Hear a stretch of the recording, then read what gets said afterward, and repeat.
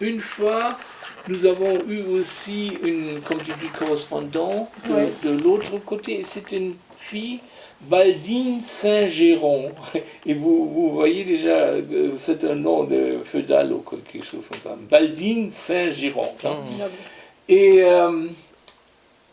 elle a vécu chez nous pour les vacances et je suis allé avec elle, j'ai montré les cimetières, les parcs et tout ça.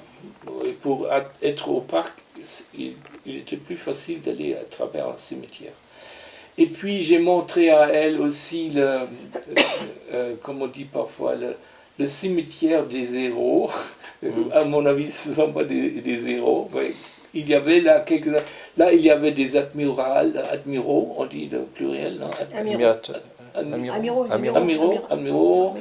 Je crois qu'il y a même un russe, ou il y a, je me reste, mais ça existe toujours, on peut y aller le voir. Et en rentrant, comment dirais-je, bon, je dis que nous nous trouvions sympas. Et il y avait un process de rapprochement, d'approchement. Hein. On touche ou on donne une bise ou quoi.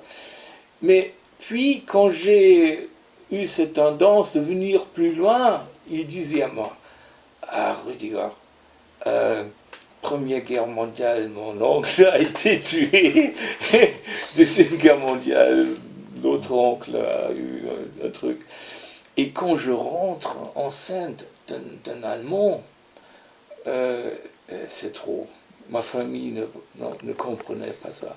Okay. Alors maintenant, tu sais, c'est pas ma faute, cette histoire, non. Mais à ce moment-là, c'est toi oui, tu te sens... qui ça a une influence sur ta vie, oui, tout à fait. Tout à fait. Et j'ai la visité une fois à Paris. J'étais permis de dire bonjour à sa mère. Il vit dans le 16e, je crois.